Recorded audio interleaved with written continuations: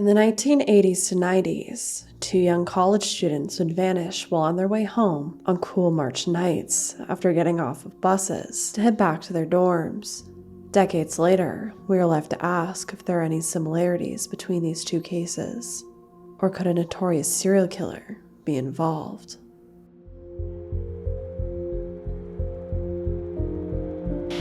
No answers. 9 years ago today. What happened to these two young children? Remains a mystery. Urgent story unfolding right now. Who is missing? An unsolved murder.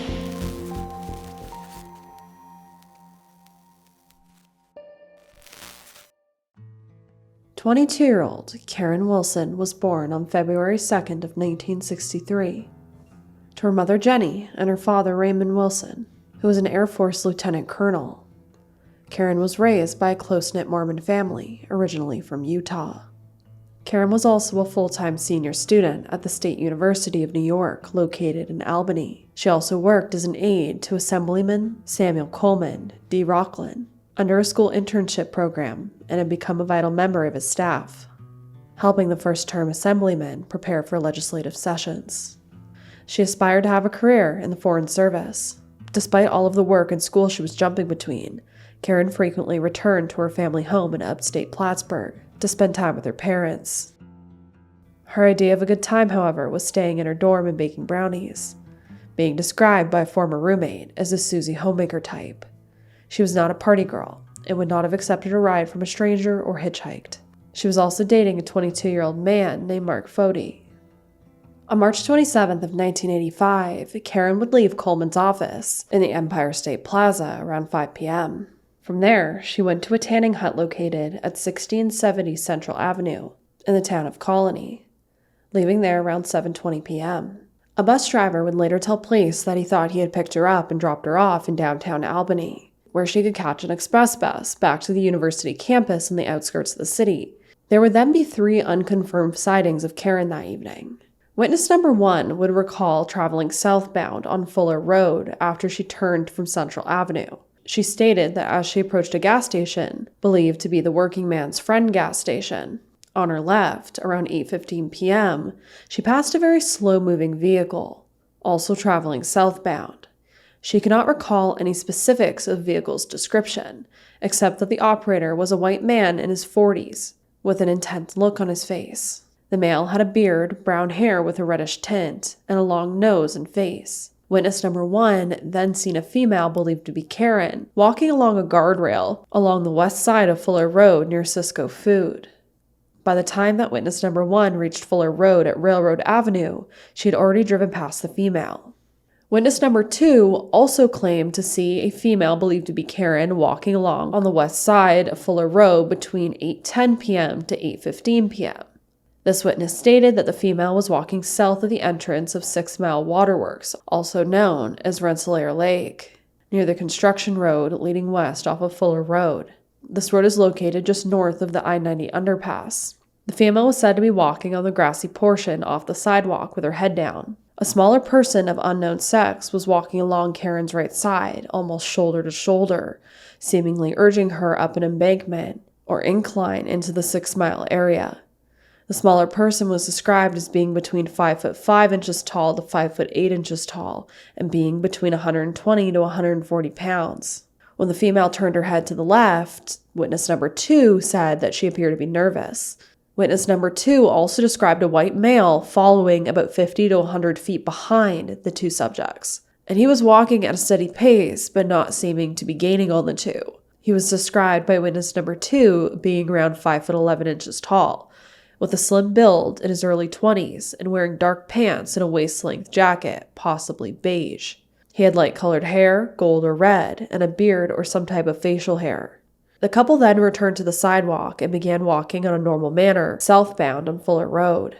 After witness number 2 stopped at the red light at the I-90 ramp, and then continued southbound, she saw the couple pass the dirt construction road on the right, just out from the I-90 underpass. Witness number 2 also stated that she saw a stopped or disabled small unoccupied black vehicle at Fuller Road at the Washington Avenue exit. The vehicle had a New York plate bearing partial plate 239 in unknown letters. The car was a sedan style and believed to be about 5 years old. The driver's window was down about 6 inches, and the passenger window was down about 2 inches. And she thought this was odd because she said it appeared that it was about to rain. She also noted that the driver's side window had a hole that was around 1/4 inch in diameter that had a crack running from it, and she thought it appeared to look like a bullet hole. Witness number 3 is thought to be the last sighting of Karen around 8:20 p.m. This witness claims to have left work at the State University of New York Albany campus around this time and was waiting in traffic at the traffic light on Washington Avenue and Fuller Road. He was waiting for the traffic to clear so he could turn right to proceed north on Fuller Road to access the I-90 entrance ramp across from the 6 Mile entrance. The female was reportedly seen standing on the northwest corner of Fuller Road for about 10 seconds, while witness number 3 was waiting for the traffic to clear. Witness number 3 believed that the female appeared to be waiting for the traffic light to change. When witness number 3 made the right turn on the Fuller Road, he saw a male crossing Fuller Road from the west side to the east side, just south of the I-90 underpass. He took a few steps up the driveway, where the construction trailers were on the east side of the Fuller, but seemed to change his mind. He then walked south, on the east side of Fuller Road. The male subject did not appear to be looking towards Karen. He was described as being a white male with sandy or light brown, messy or curly hair, with a couple of days' growth of facial hair. He was of average height, about 18 to 25 years old, and was wearing a jean or aviator-style jacket, jeans, a flannel shirt, and high tan construction boots. As witness number 3 turned right onto the I-90 ramp, he saw a lime green Volkswagen Rabbit, estimated to be a 1981 or 82, parked along the road. There was said to be no one around the vehicle. When Karen failed to show up at her dorm, her roommate, Margaret Carroll, who was from Long Island, would report her missing to authorities. Margaret had noted that the two of them had planned to spend their spring break on the March 30th long weekend in Fort Lauderdale, Florida, and had found Karen's ticket still in their dorm. Karen had actually went to the tanning hut the day of her disappearance because she wanted to get a head start on her tan before the trip. With no signs of Karen, a dark feeling began creeping over the town surrounding her fate. Authorities would begin to drag nearby lakes and used helicopters as well as dogs in an attempt to locate her. And because of her background and her sudden disappearance, foul play was suspected pretty early on. Investigators would also reveal that until October of 1984, Karen had actually been bombarded with obscene phone calls by a man that police were trying to locate. Detectives also visited 4 prisons in the hunt for new information on the case. They even traveled all the way to Florida to conduct a polygraph on a suspect whose name had been brought up in the case but later ruled out. But despite so many potential sightings of her over the years, authorities were unable to gather tangible evidence to determine what happened. Her belongings also were never recovered, which included a gray cloth pocketbook, a blue nylon wallet with a Velcro closure, a green and white plastic bag from Ups and Downs, and possibly also a blue knapsack containing a yellow dress and tanning supplies she had with her that day. Her mother Jenny would say, quote, "We all hope and pray. We keep thinking that maybe somewhere she'll show. We want to find her, but we don't want to find her in the wrong place. We've got to have hope. If we didn't have hope, we wouldn't be here." End quote.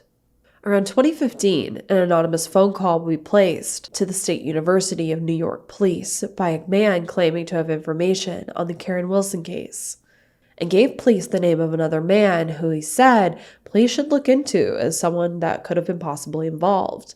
Police did end up checking out this individual, however, in the end, they ended up not finding anything to tie him to Karen's disappearance.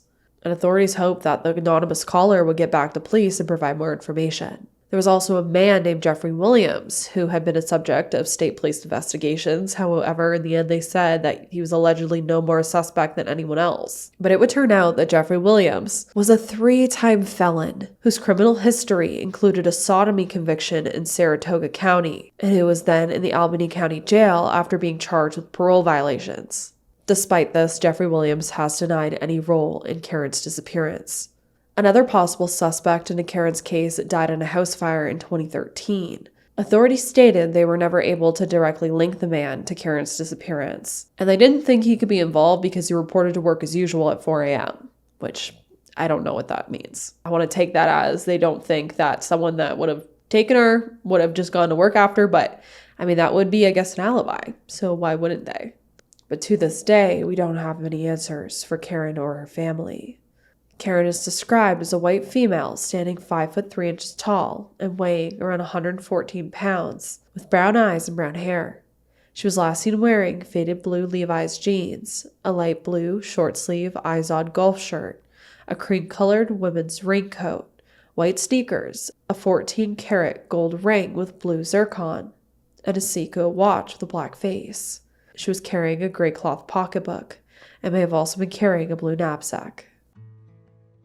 19-year-old Suzanne Lyall was born on April 6 of 1978 to her mother Mary and her father Doug, and grew up in Ballston Spa in upstate New York with her parents and 2 doting siblings. Suzanne's sister Sandy was 9 years older than her, and her brother Steve was 12 years older, making Suzanne the baby of the family. Mary saying that Sandy and Steve often fought over who was going to have Suzanne sleep in their room that night when she was an infant, saying, quote, "When Susie started kindergarten, Steve started his first year of college, and he would come almost every weekend and take Susie all sorts of places.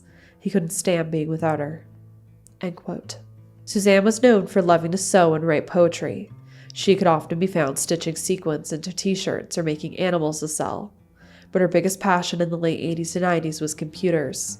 When she was about 10 years old, her dad bought an old Commodore computer. Back then, computers didn't do much, but add and subtract, and very slowly at that. But nonetheless, Suzanne was very curious about the computer. By the time she was 12 years old, she was taking the computer apart and rebuilding it. She was very fascinated by the fact that she could dial up all of those locals, bulletin boards, and talk to other people over the computer. Due to being very shy, her parents felt like it was a good outlet for her. So in the fall of 1996, Suzanne enrolled as a freshman at the State University of New York to study computer science.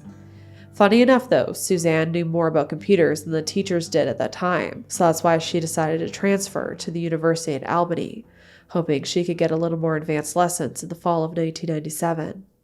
On the night of March 1st of 1998, Suzanne called her mother to wish her a happy birthday.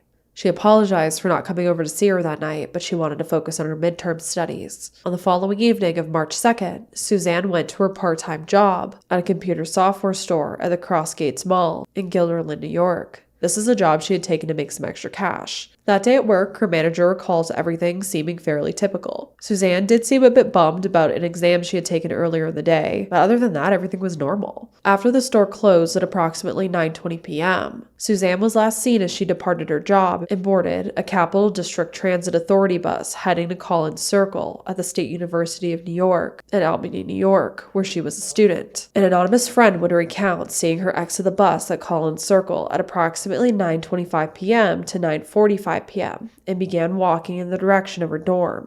The Collins Circle bus stop is said to be bathed in the glow of neon streetlights after dark and is situated between gray concrete buildings that make up the center of the 505-acre campus in a large grassy field. But after this, she simply vanished. From there, she should have headed to her dorm, which is only about 900 to 950 feet away from her bus stop. But for some reason, she never made it home.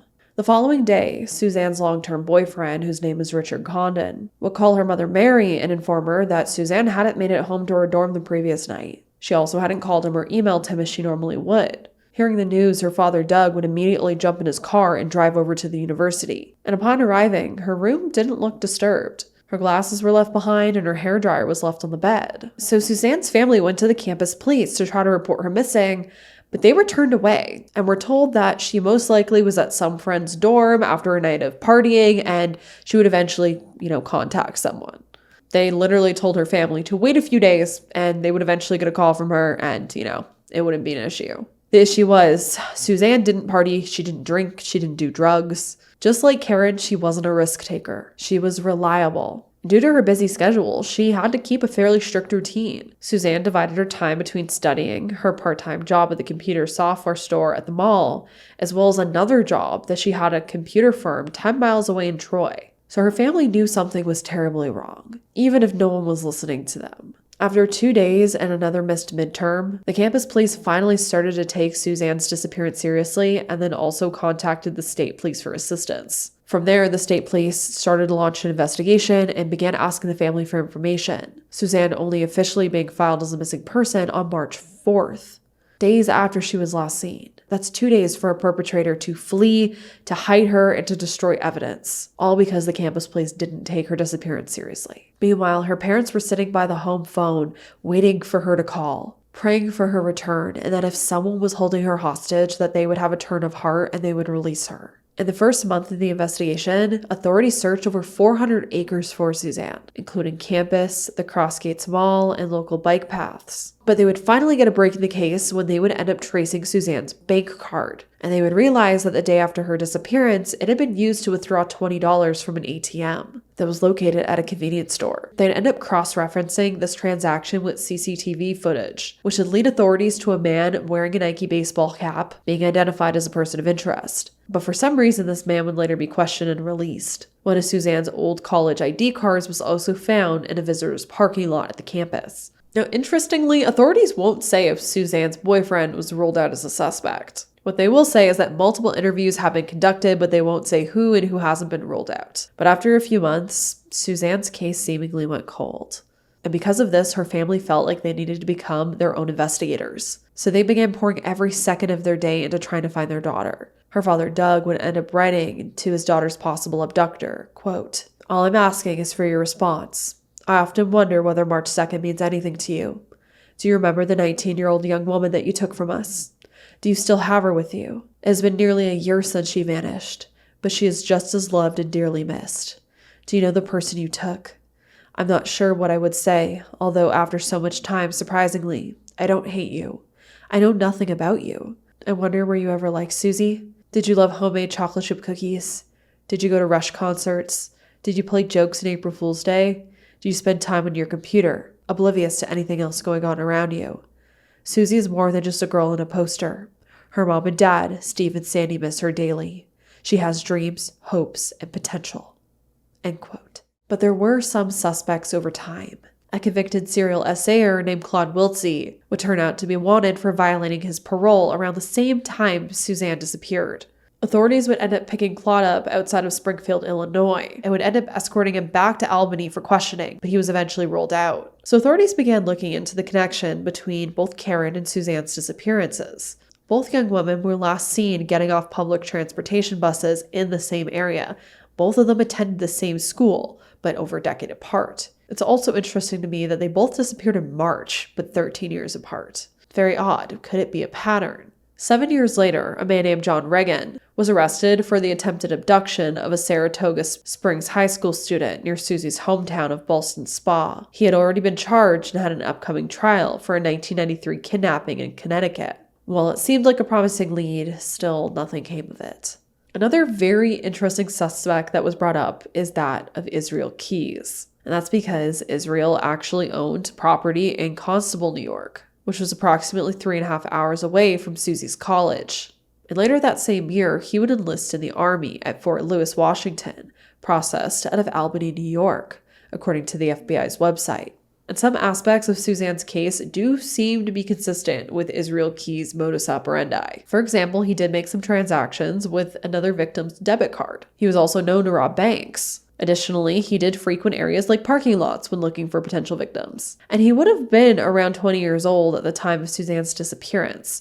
So could she have trusted someone around her own age? Despite his later arrest in 2012, it's believed that Israel Keyes may have many other victims out there. So that makes you wonder, could Suzanne be one of them? It's also believed that Israel had victims across Canada as well. He traveled a lot.